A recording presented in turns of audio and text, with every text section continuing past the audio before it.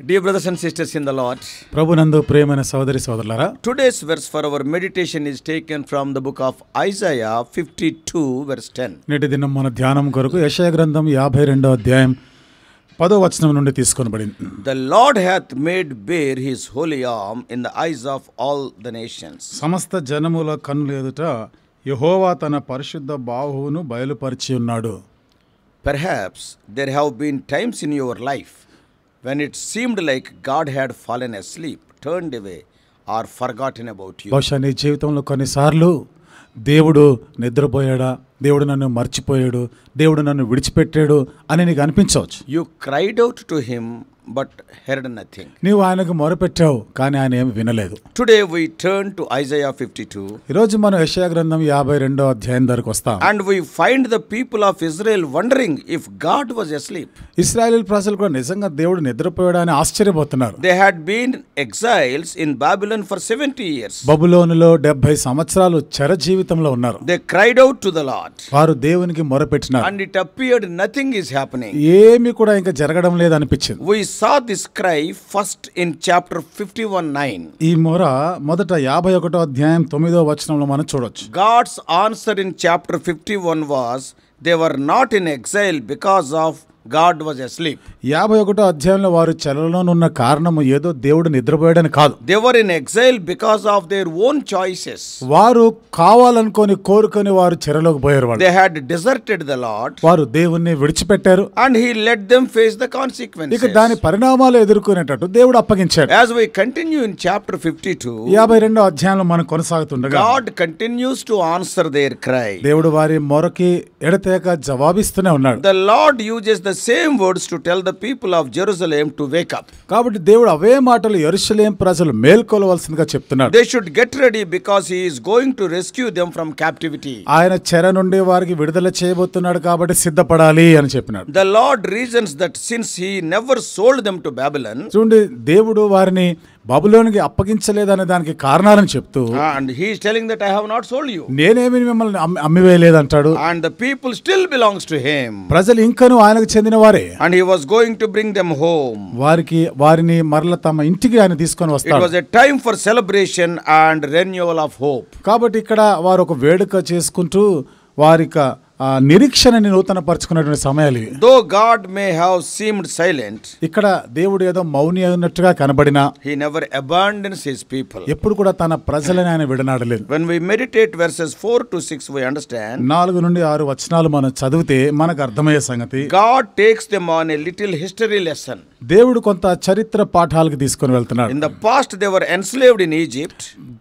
పూర్వంలో వారు ఐగుప్తు యొక్క బానిసత్వంలో ఉండినారు. And now they are again enslaved by the Assyrians. ఇప్పుడు అష్షూరీయుల చేత వారు చెరలోకి పోయారు. God asks, దేవుడు అడుగుతున్నాడు, why does this keep happening? ఎందుకు ఈ రీతిగా జరుగుతా ఉంది? The reason it seems is because the people refuse to continue to trust him. కారణం ఏమిటంటే ప్రజలు దేవుని నమ్మిక ఉంచే విషయంలో ఎడతెగక నిరాకరించారు. When they refuse to trust him, వారు ఆయన యందు నమ్మిక ఉంచడానికి నిరాకరించినప్పుడు God lets them experience the consequences of their choices. దేవుడు వారి యొక్క కోరికలు వారు ఏది కోరుకున్నారో దాని యొక్క పరిణామాల వైపుగా ఆయన వదిలేసినాడు. ఆయన God was faithful as he had been throughout their history. దేవుడు చరిత్ర అంతటిలో కూడా ఏ విధంగా ఉండినాడో అదే రీతిగా నమ్మకత్వం గల దేవుడుగానే ఉన్నాడు. Let me apply this lesson to our lives. కాబట్టి ఈ పాఠాన్ని మన జీవితాలకి మనం అన్వయింపజేసుకుందాం. Sometimes we experience that what seems to be the silence of God. కొన్నిసార్లు అంటే దేవుడు మౌనంగా ఉన్నాడు అనేది ఎలాంటి అనుభవం గుండా తీసుకొని వెళ్తుందో. Why it is like that? ఎందుకు అట్లా జరుగుతుంది? Because step by step we have ignored the Lord and moved farther and farther away from him. ఎందుకంటే అడుగడుగున కూడా మనం దేవుని నుండి దూరమై అంతకంతకు దూరం అయిపోయి ఉన్నాం.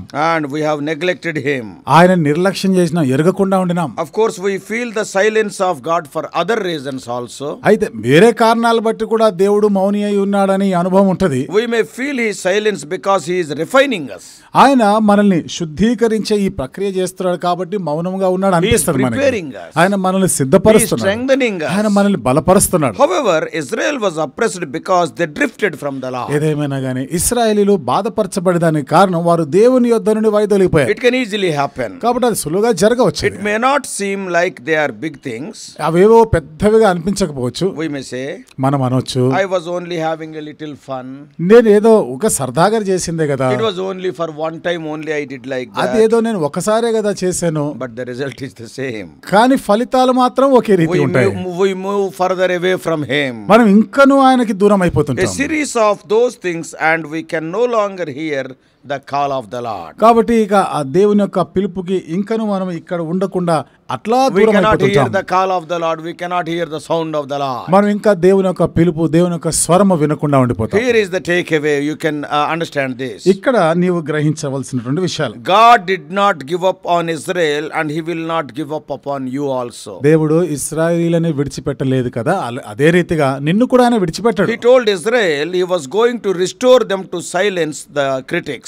ఇశ్రాయేలుతో ఆయన చెప్పాడు కదా, మీ గురించి ఈ విధంగా విమర్శనాద మాటలు మాట్లాడుతున్న వారిని మౌనపరచడానికి నేను మిమ్మల్ని విడిపిస్తాను. And to show his people that he loves and cares for them. తన ప్రజలని ఆయన ప్రేమిస్తున్నాడు, వారి గురించిన పట్టింపు ఉందని ఇతరులు తెలియచేస్తాడు చేస్తాడు. He has declared that nothing can separate us from his love. ఆయన ప్రేమ నుండి ఏది కూడా ఎడబాపు నేరదని ఆయన వెల్లడిపరుస్తాడు. God will pursue us and bring us home. దేవుడు మనల్ని వెంటాడుతూ మరలా తమ స్వదేశానికి తీసుకొని వస్తాడు. But it may be a long and a painful process. అయితే ఇది చాలా సుదీర్ఘమైనటువంటి సమయం, ఎంతో బాధాకరమైనదిగా ఉంటుంది. It is certainly better to not drift away in the first place. కాబట్టి మొదటిదిగా మనం ఆయన నుండి దూరం వెళ్ళిపోకూడదు. And it is painful drift from the Lord and not know how to get back to him. దేవుని నుండి వైదొలిగిన తర్వాత ఏ విధంగా దేవుని యొద్దకు మరలా రావాలో ఇది మనకు తెలియదు. ఇది ఎంత బాధకరమైనది. To prevent this drifting, కాబట్టి ఈ విధంగా మనం వైదొలగకుండా ఉండేదానికి the best thing is to keep checking back in with the Lord. మంచి పని ఏమిటంటే ఎల్లప్పుడూ కూడా దేవునితో కూడా మన సంగతుల్ని మనం సరి చూసుకుంటూ ఉండాలి. We must examine our lives regularly.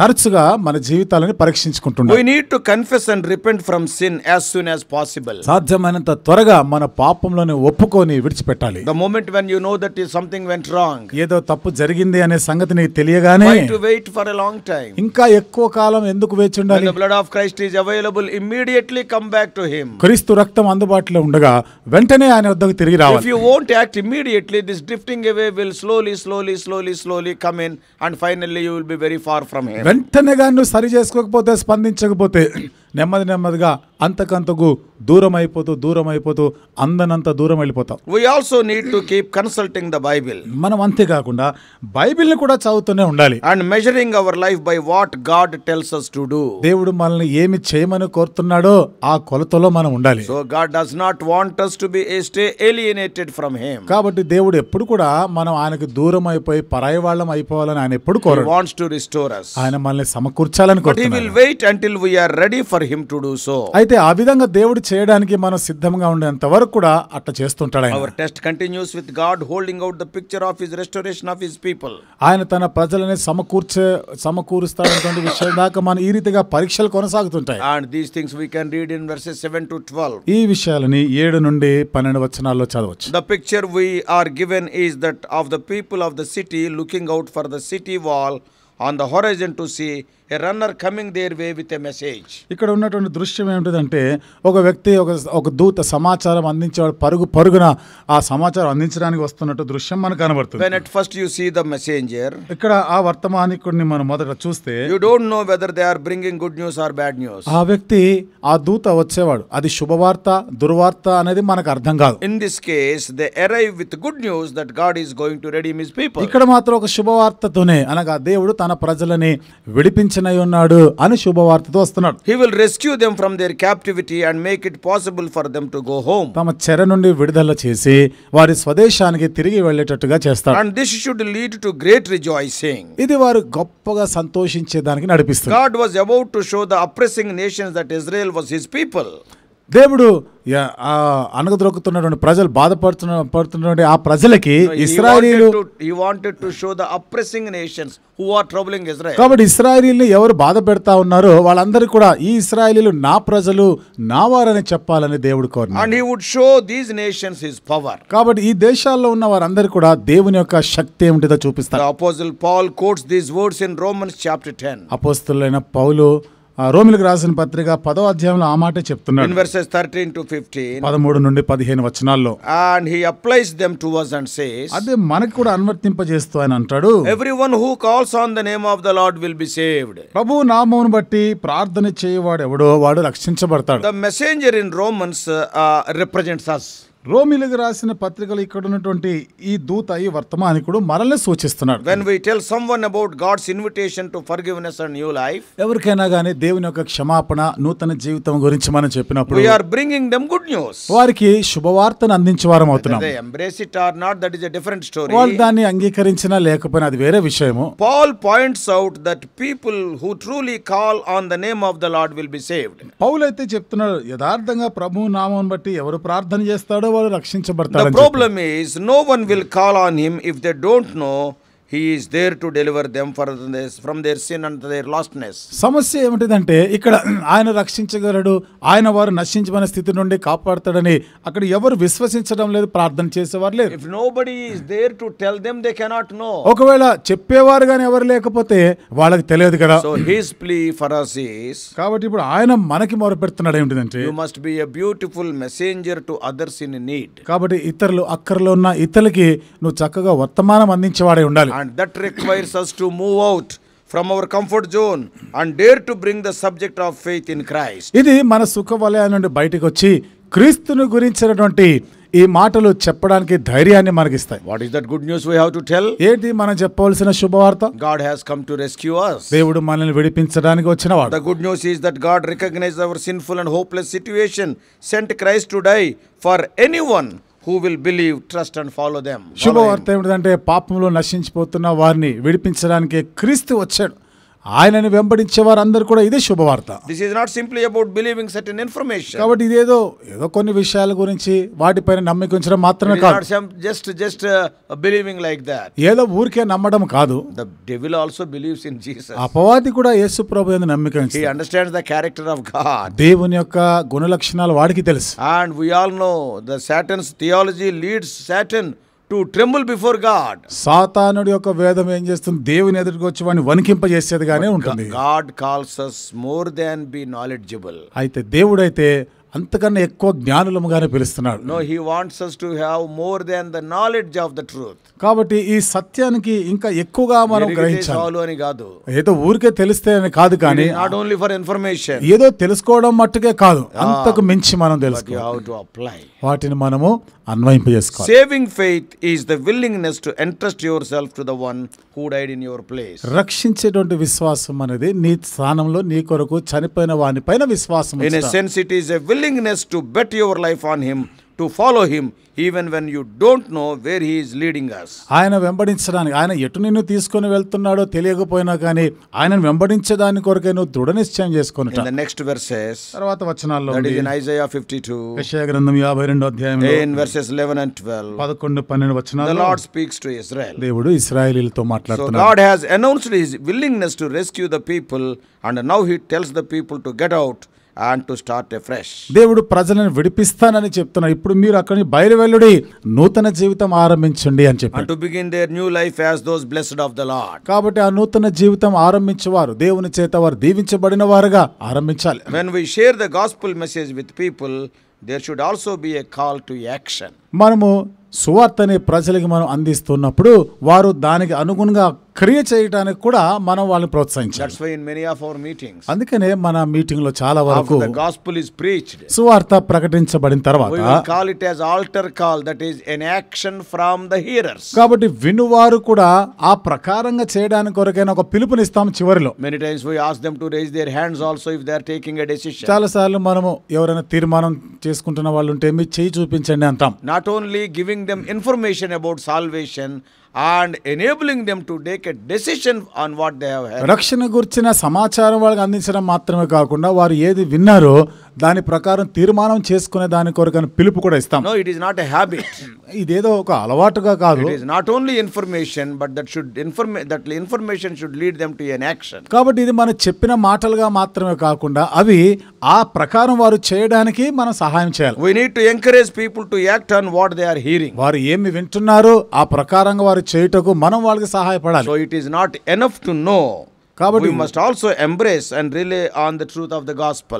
ఊరికే ఆ సువార్త మనం తెలుసుకుంటే మాత్రం సరిపోదు, కానీ ఆ సువార్త విని ఆ ప్రకారంగా మనం జీవించడానికి కొరకని తీర్మానం It is చేసుకోవాలి. possible that you are here today and know all about the message of Christ dying on the cross for you. కాబట్టి ఇక్కడ క్రీస్తు నీ కొరకు చనిపోయినాడు అనేటువంటి ఈ వార్త, ఈ శుభవార్తను వినడానికి ఈ రోజు నువ్వు ఇక్కడ ఉన్నావు. And you may be clear on the fact that he rose from the dead and those who trust him will live even though they die. ఆయన మృతులలో నుండి లేచినాడని, కాబట్టి ఎవరైనా ఆయన విశ్వాసం ఉంచిన ఎడల చనిపోయిన తిరిగి లేస్తారు అని నువ్వు నమ్మాలి. The question is, ప్రశ్న ఏమిటంటే, what are you going to do with this information about Christ dying to make it possible for you to be forgiven?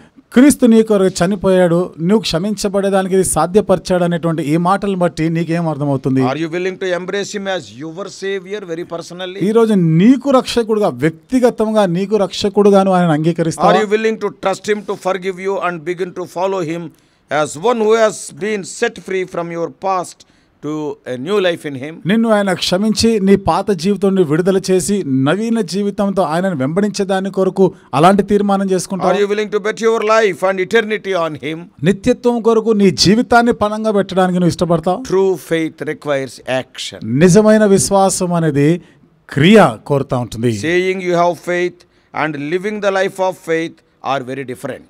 విశ్వాసం ఉంది అని చెప్పడం, విశ్వాసం కలిగిన జీవితం జీవించడం, ఈ రెండు వేరు. It is a great news. ఇది ఒక చాలా గొప్ప వార్త. But it is more than information. అయితే ఇది సమాచారానికి మించినటువంటి It is సంగతి. news that demands a response. దీని నుండి నీ యొక్క స్పందన కోరుతాం. And in the next verses it is clear that the Savior is Lord Jesus ఆ Christ. తర్వాత వచనాల్లో ఎంతో స్పష్టంగా ఉన్న మాట ఏమిటిదంటే ఆ రక్షకుడే యేసుక్రీస్తు ప్రభు. And in 53rd chapter he was the suffering servant of God. ఇక 53వ అధ్యాయానికి వస్తే దేవుని కొరకే శ్రమలు పడిన సేవకుడుగా So this morning చిత్రీకరించబడ్డాడు. after hearing this good news, కాబట్టి ఉదయకాలం ఈ శుభవార్త విన్న తర్వాత come to Lord Jesus Christ. యేసుక్రీస్తు చెంతకు రావాలి. Accept him as your Savior and Lord. ఆయన నీకు రక్షకుడుగా ప్రభువుగా And అంగీకరించాలి. you will be saved forever. నీవు నిత్యత్వం కొరకు రక్షించబడతావు. Not only hearing about Lord Jesus Christ, your action is very important. యేసుక్రీస్తు ప్రభు గురించి కేవలం వినడం మాత్రమే కాకుండా దానికి తగినట్టుగా స్పందించి ఒక క్రియ జరిగించాలి. May God help you to take such a positive decision. ఇలాంటి ఒక అనుకూలమైన సానుకూలమైన తీర్మానం చేసుకునేటకు దేవుడు నీకు సహాయం చేయనుగా. Let us pray. ప్రార్థన చేసుకుందాం.